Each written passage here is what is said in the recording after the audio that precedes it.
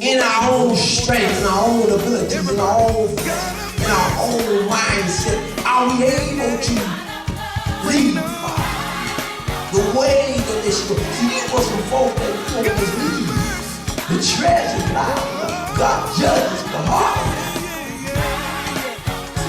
So if He judges our hearts, we're going to be judged because of what's in our heart. And then all kinds of stuff go through your mind.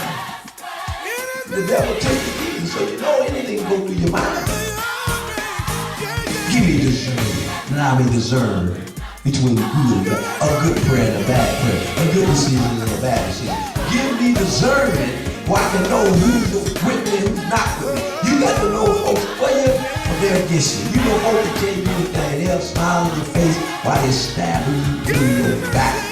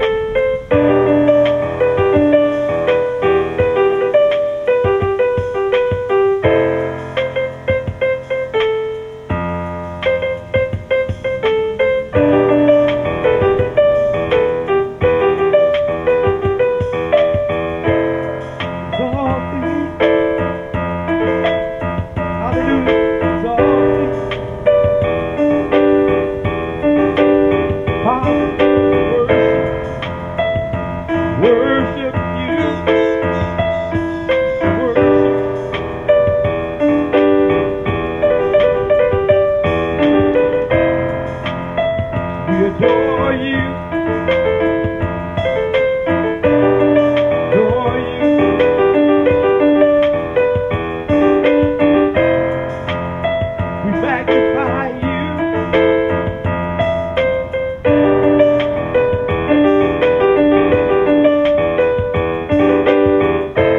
We're going to talk about being encouraged today.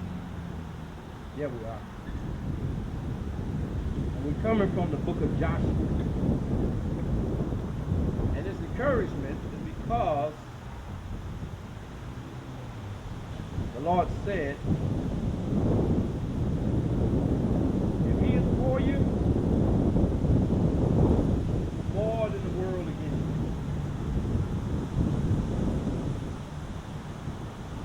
So you want him on your side. So be encouraged. Yeah.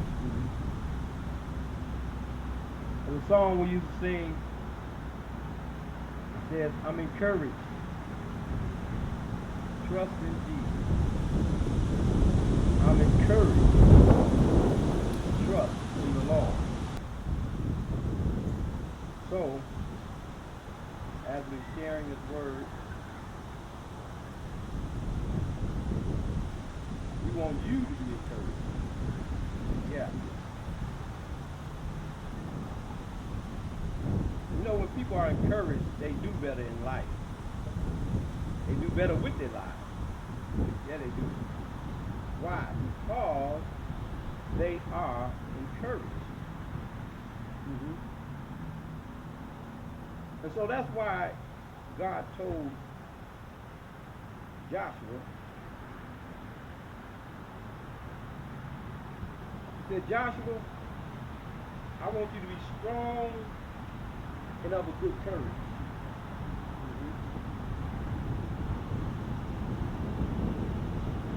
Now, for Joshua to be strong and of a good courage, that means he had to take courage. So we're going to look in the book of Joshua.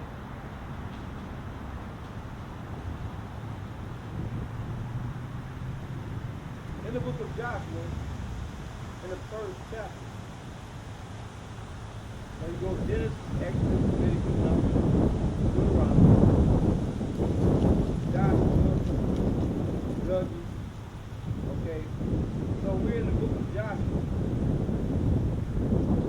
and we're going to be reading in chapter 1. Yeah. Joshua, Leviticus, Numbers,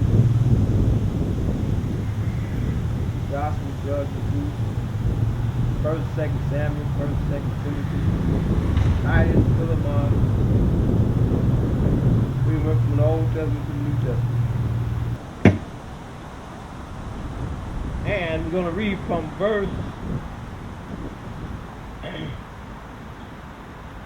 we're going to start at verse 1. And after the death of Moses, the servant of the Lord, it came to pass that the Lord spake unto Joshua, the son of Nun, Moses' minister, saying, Moses my servant is dead.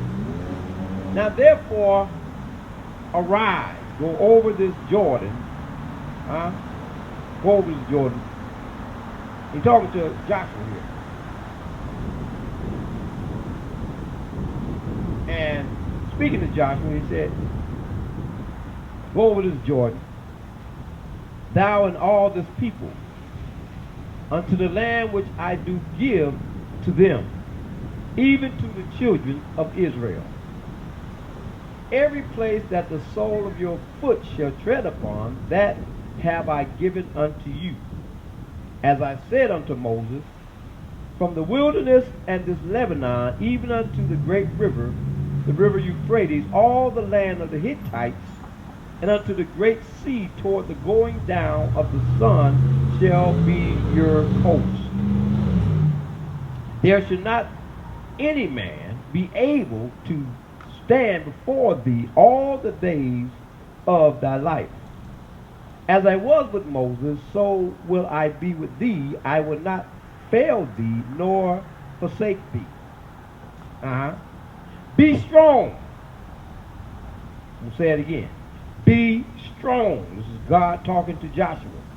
And of a good courage. For unto this people shalt thou divide for an inheritance the land which I swear unto their fathers to give them. Now God don't swear like we swear. We swear on stuff we don't even know what we're talking about. Or we swear and we really be lying at the same time. If God said he swear, he meaning he's doing something that's sacred, an oath that cannot be broken. Everything about what he says is the truth, the whole truth. So help us. Yeah. Now you say that in court, you swear to tell the truth, the whole truth, and nothing but the truth. So help you God. Now if they really, really, really meant that, watch this now, watch this. If they really, really, really meant that, to tell the whole truth and nothing but the truth, so help you God, a whole lot of people just die right there in court. Drop dead. Just like Ananias and Sapphira.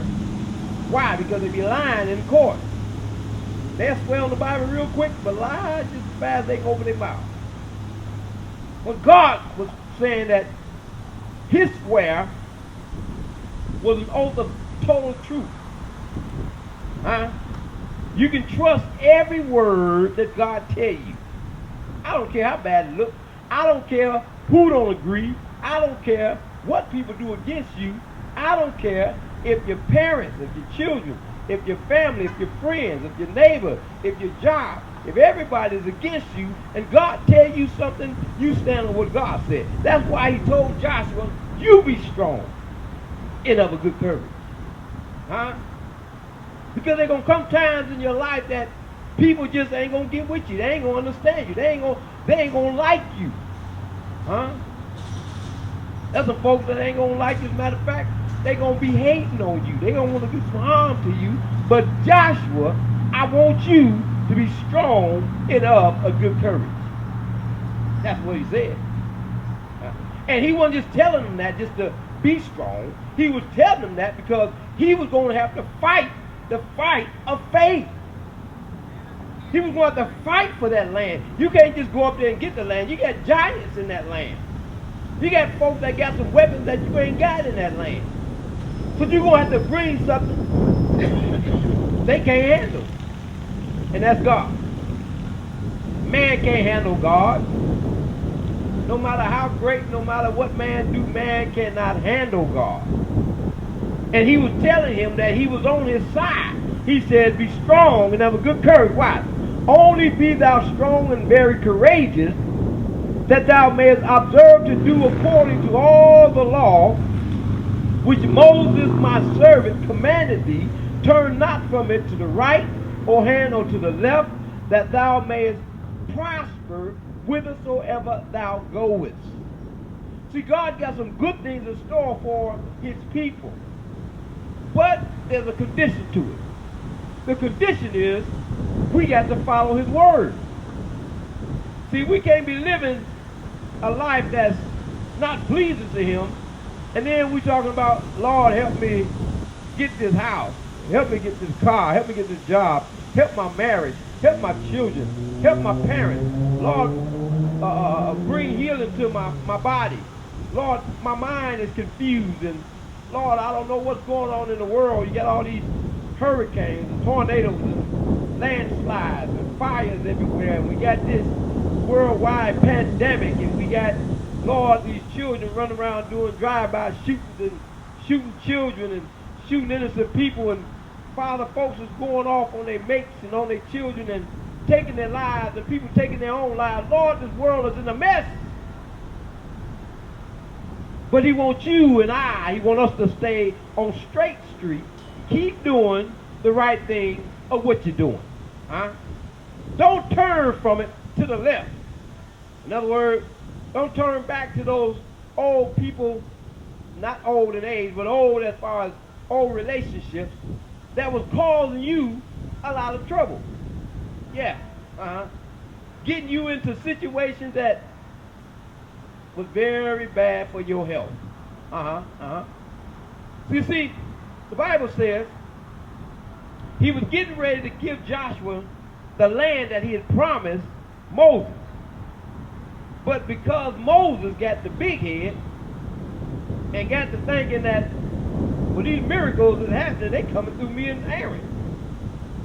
So when Moses got to that point, God had to shift things and change the script. So he shifted and changed the script on the situation and said, okay, now Moses, since you got the big head, this far as you going. You're not getting the land. I'm going to give it to Joshua. So here he's telling Joshua, he said, now, as I was with Moses, I'm going to be with you. So the same God that worked through Moses the miracles, parted the Red Sea, made Pharaoh release all the children of Israel that were enslaved. You see, there are people right now today, I'm going to say this, because I've been looking at this, they are enslaving people right now today. Just like when Moses went to get the children of Israel out of slavery, out of bondage, out of working for somebody else for a little or nothing just to live, and all the money was going to the Pharaoh. Well, guess what? That's happening today. Yeah, it is. It's happening right now. Oh, you don't think so, huh? Watch this, watch this. Okay, now watch this. Now, you got some folks that's working some jobs, and they don't have no health insurance, they don't have no dental insurance, they're working 40 hours plus a week, and they're not even making enough to take care of themselves and their family. Now, that company that they're working for is making 80 and 90% of the money, while that employee, the person that's working, doing most of the work, is making just enough to get some food on the table and pay rent or mortgage. Now, the boss is living in a mansion, and the employee is living in a 2-bedroom house with 4 children. In other words, the business is taking care of the owner, but the employee is struggling. And that's not how it should be. That's part of that slave mentality. Huh? You work for me and I give you a little something. But really, I'm the one making the money. And you see, God brought the children of Israel out of that bondage so that they can have land and enjoy life like the boss man. Yeah, He wants you to enjoy life like the owner of the property, the owner of the business. He wants everybody to enjoy life. So that's why he said, I'm going to give you a land, your own land. I'm going to give you a place where you can worship me in spirit and in truth, and you can live life and enjoy life. That's what he told Jeremiah chapter 21. He said, I have good plans for you, thoughts of good and not of evil, 11 and 21, to give you an expected end. So God was speaking to Joshua so that Joshua could get excited about this promised land. And when you are in bad situation, when you're in bondage, when that slavery spirit is over you, in order for you to come out of it, you got to look at the good. You got to look at the better than. You got to look at the things that's before you. It ain't happened yet. It ain't come to pass yet, but you got your eyes on it. The Bible says that for the joy that was set before Jesus, he endured the cross. The joy that was set before him was seeing us redeemed back to the Father.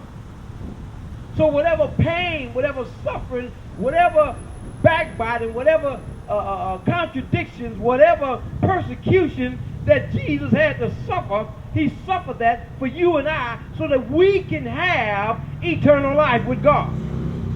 And so that we can be blessed on this earth while we're here. And then so we can be a blessing to somebody else while we're here.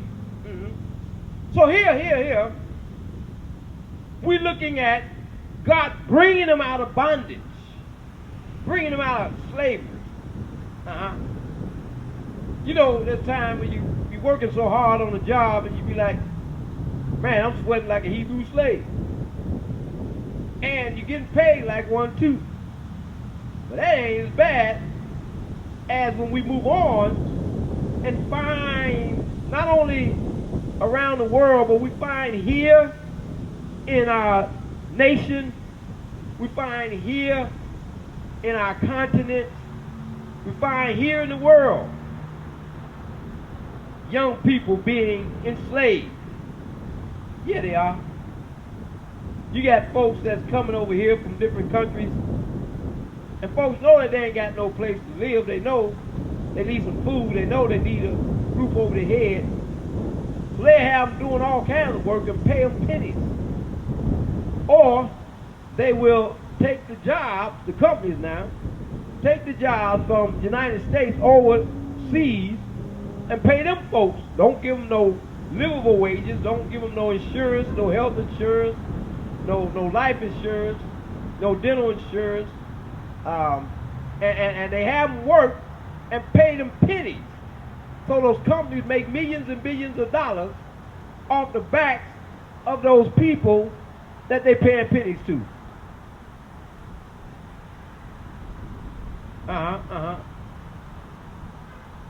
And so what has to happen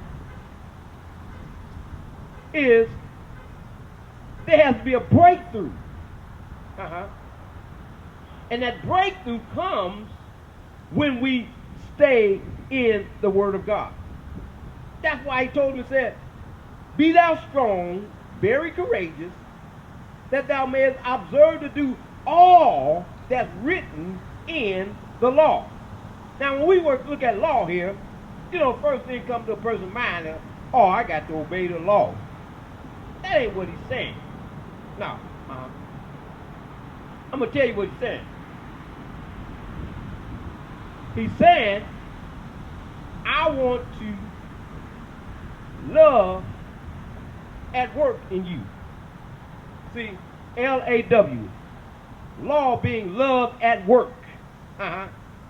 See, anytime you obey God, it's love at work. He said, if you love me, you will what? Keep my commandments. Jesus said, love your neighbor as I have loved you. So now, when he said obey the law, keep the law, he said keep love at work. Keep working that love. Love is leaving out violence everywhere. I'm giving you some acronyms. Law, L-A-W, love at work. Love, L-O-V-E, leaving out violence everywhere. So when you look at it, you're not looking at it from just one state of mind. You're looking at it from a principal point of reference. That principal point is that I can take the law of God or the love at work of God, and I can work that in my life, in my marriage, with my children, with my grandchildren, with my neighbor, with my workers, my co-workers, with the employer, employee, with the folks on the street, with the folks in the jail, with the folks in the community. I can work that love. Why? Because love is at work in me. That's why he said don't turn from it. Keep working that love. Keep working it. What did you say, preacher? He said keep working love. Yeah, don't stop, don't stop. See, love is giving at the expense of self. That's what it is. See, some folks think love is what you can do for me. That ain't love, that's lust. Lust is getting at the expense of others. Love is giving at the expense of self. So when you loving people, you're going to be doing for them at your expense. You're going to take out the time to do something for somebody else at your own expense. It's going to cost you something. It cost God his son. It cost his son his life. It cost you and I our soul. when we walk in love. But then he told me, he said, be strong and of a good courage. Why? Because your love at work is going to break some yokes off of folks' lives, and they're going to be able to change and come into their promised land. What I say? Their promised land. That's that land God promised you. Yeah, that land that flows with milk and honey. In other words, everything that you want good, God got it for you. Now, I'm not preaching of that type of message. The message is fulfilling your purpose. And whatever that is, that's good.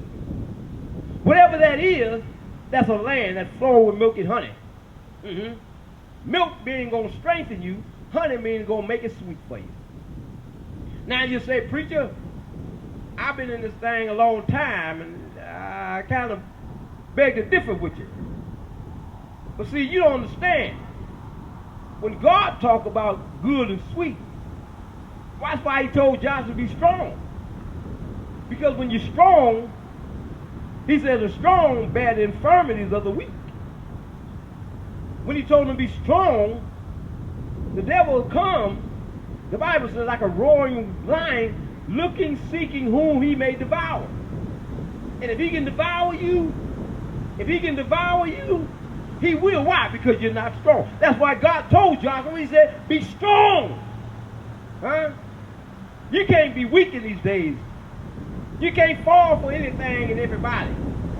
You got to have some principles. You got to have a foundation, a strong foundation. You got to have some things that's set up in your mindset and in your heart and in your life that's going to keep you when all this wickedness is going on around you. It won't sway you to go to the left or to the right.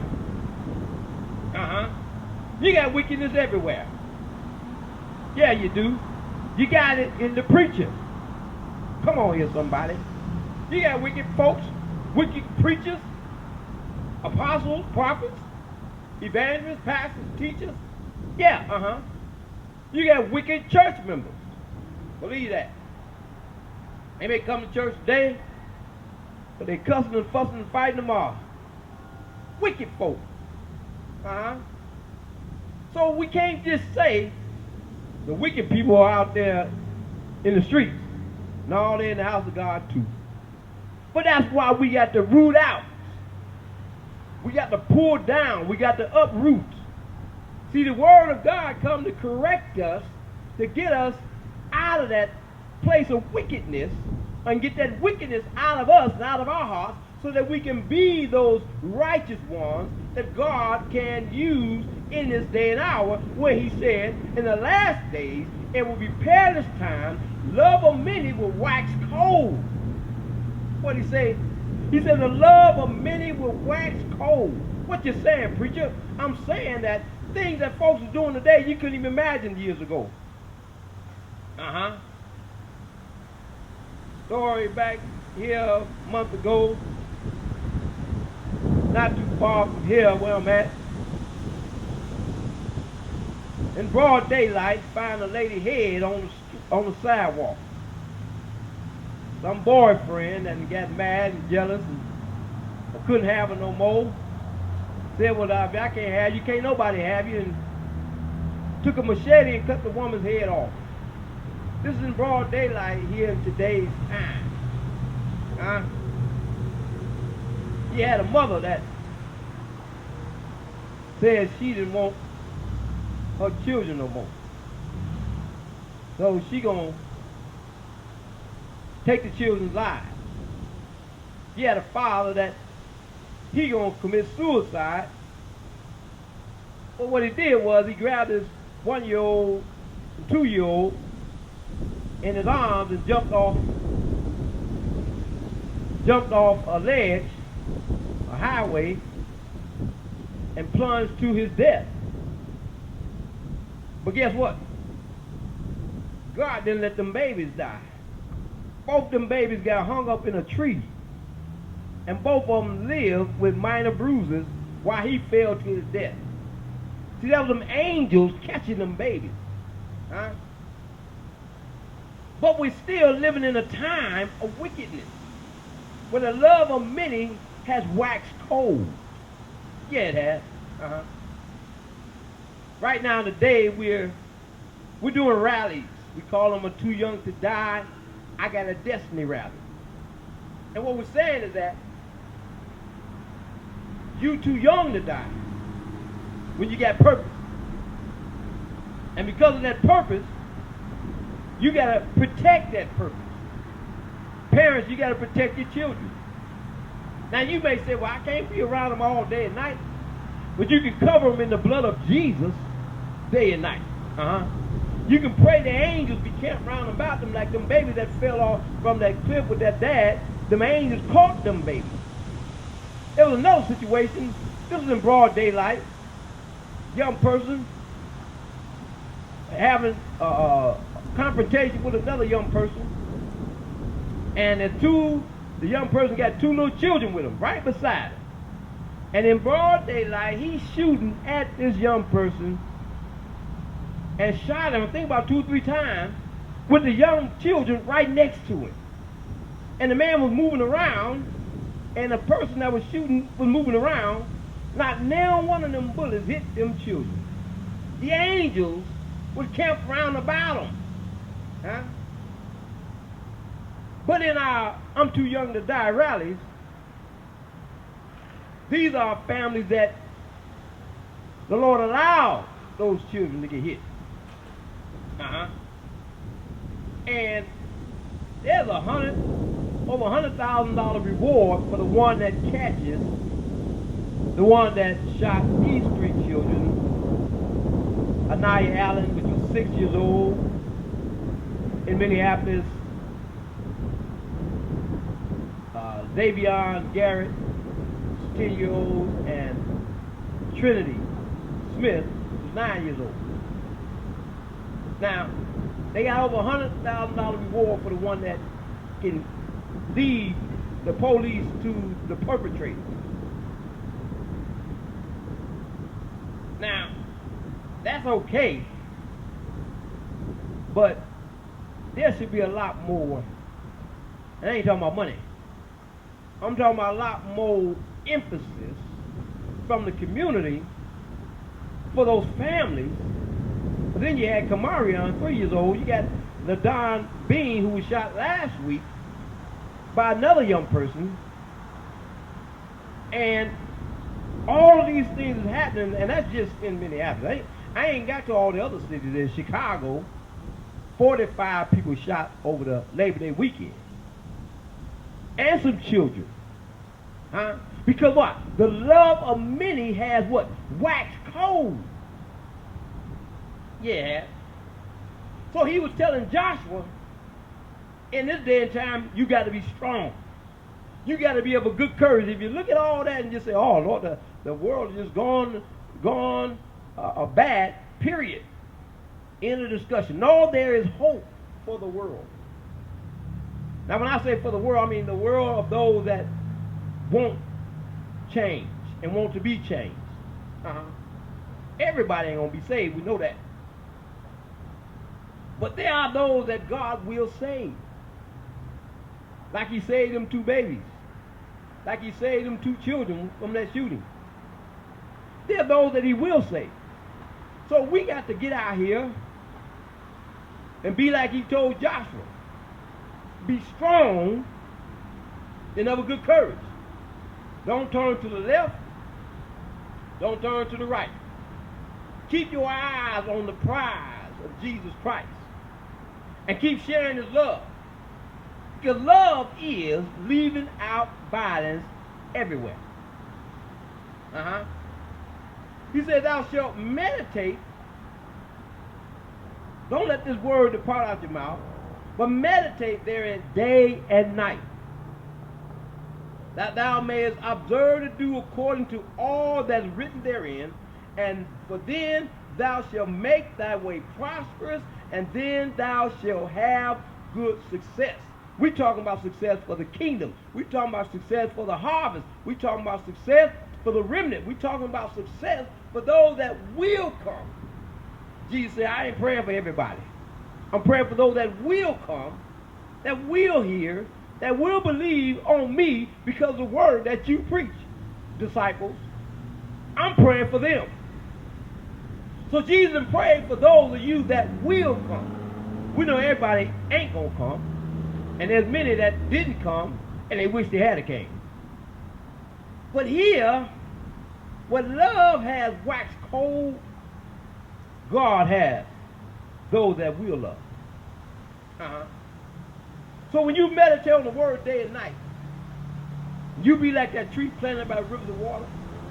He said, have not I commanded you in verse 9, have not I commanded thee, be strong and of a good courage? When you look at all this stuff on the news, they got children now, hospitals filling up with children with virus. Why? Because the people of God just ain't waking up. So God got to let this thing hit to where the core of your heart is. When you see children start getting hit, you be like, oh my God, there's nothing left now. We got to do something. You know, the civil rights movement, the greatest time of the civil rights movement was when the children marched, thousands of them, left their schools and marched, and then the governor said, we're going to stop these children and got the fire department to spray water hoses and the police department sick dogs on them children. And that day he thought that was going to be the end of them. Next day they came back, 20,000 strong. Them children said, we ain't going out like that. And them children marched again. Yeah, they did. Because they wanted to be treated as black children just like the white children were being treated. God didn't make this world with one ethnicity. He made it. He began with one, but it spread out. Now you got multiple ethnicities. But we all are part of one human race. And being part of that one human race, everybody should be treated equal. He said, well, preacher. Are you sure about that? You sure everybody should be treated equal? You know what love does? The Bible says love covers a multitude of fault and sin. Just think, if God judged you for all your sins, where would you be? Look at what happened with them Pharisees. When they caught the woman in adultery, they ain't said nothing about the man. They caught the woman, they gonna stone her. They said to Jesus, okay, Jesus, the law said if we catch a woman in adultery, we get to stone her. Jesus said, all right, okay, you right, that's what the law said. He said, but watch this. He said, okay, well, he that without sin, let him cast the first stone. I ain't saying you can't stone her. I'm just simply saying, if you ain't got no sin, you be the first one to throw the stone. Funny, every last one of them put them stones down. You know why? Because Jesus was treating her equal. If she gonna be stoned, y'all get to be stoned. So I'm gonna pick up some stones. I'm gonna stone every last one of y'all after y'all stone her. You see, they put them stones down. You see, in other words, you gotta treat people the way you want to be treated. You want God to have mercy on you for your sin, you have mercy on somebody. Love covers a multitude of fallen sin. Now, do we just let folks just get away with anything? Nope. That's not the right answer either. But you give folks time and space to repent. You gotta let folks know that God loves you with an everlasting love. So he said, with loving kindness have I drawn thee. But then on the other side, he said, whom I love it, I chasten. And he ain't talking about running after either. When he said chasten, he talking about whooping your behind. He talking about correcting you and disciplining you and bringing punishment on your life to get you to walk right, to talk right, to live right. That's a part of love too. Yeah. Bible said, if you love your child, you won't spare the rod. You spare the rod, you spoil that child. That child think they can do whatever they want to and get away with it. Love corrects. Love disciplines. So here, he's still telling Joshua, no matter how bad it looks, no matter how bad it gets, I want you to be strong and have a good courage. We got to be strong in God these days. We got to be strong in love these days. We got to be strong in mercy these days. We got to be strong in grace these days. We got to be strong in forgiveness. We got to be strong in prayer. Folks, you got to pray. When you talk about being strong, you got to be strong in prayer once a week.